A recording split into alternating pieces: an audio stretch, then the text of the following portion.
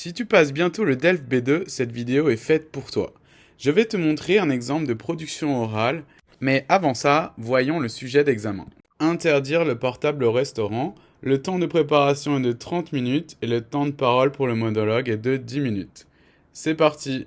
L'interdiction des téléphones dans certains restaurants, comme le Mama Bistro, soulève une question de fond sur notre rapport à la technologie et au moment de partage. Ce choix peut sembler radical, mais il invite à réfléchir aux effets des écrans sur nos interactions sociales et notre perception du temps. D'abord, nous examinerons comment cette interdiction favorise les échanges sociaux et renforce l'expérience culinaire.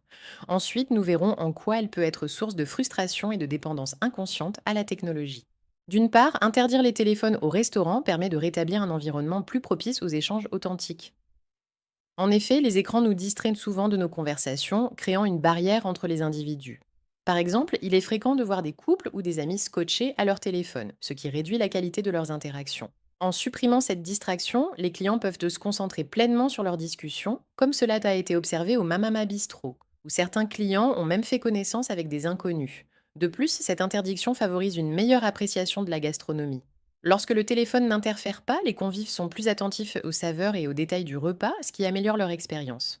Si cette interdiction avait été appliquée depuis longtemps, peut-être serions-nous moins dépendants des écrans aujourd'hui et davantage connectés aux personnes qui nous entourent. Par ailleurs, ce choix de limiter l'usage du téléphone peut aussi être vu comme une réponse à une société en quête de lenteur et de pleine conscience. À titre d'exemple, les soirées sans téléphone favorisent bien des conversations plus spontanées et sincères, libérées de l'envie de partager chaque plat sur les réseaux sociaux.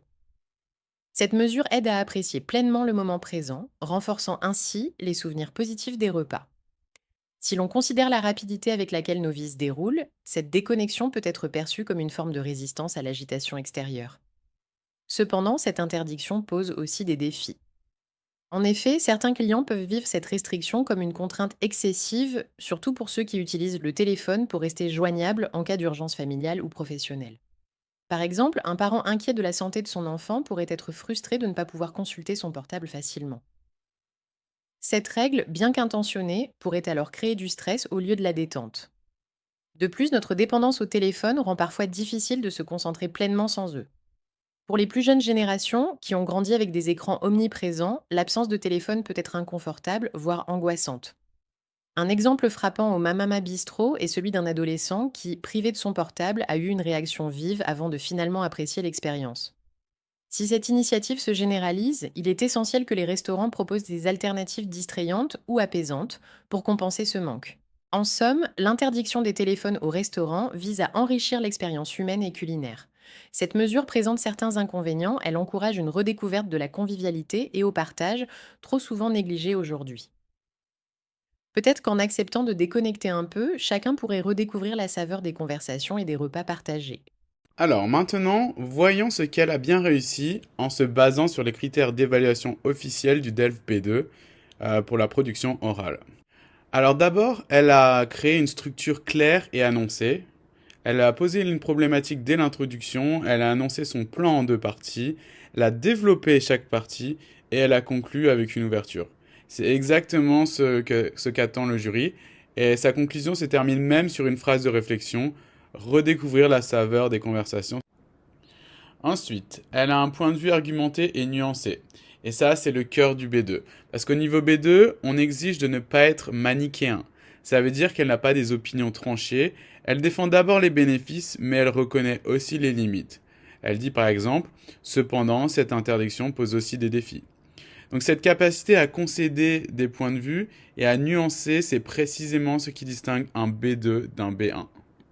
Ensuite, très important, elle a à chaque fois des arguments illustrés par des exemples. Chacune de ces idées est appuyée par un exemple concret. Par exemple, les couples scotchés à leur téléphone, l'adolescent privé de portable, le parent inquiet. Et elle réutilise aussi des éléments du document déclencheur, le Mamama Bistro par exemple, tout en apportant ses propres exemples. Le jury valorise beaucoup cet équilibre. Et enfin, elle a utilisé beaucoup de connecteurs logiques. Donc ça permet d'avoir une vraie cohérence et une cohésion.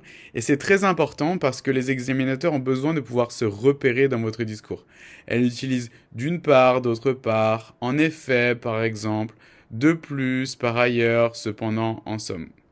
Voilà. Donc elle articule son discours avec fluidité, ça c'est un marqueur fort du niveau B2.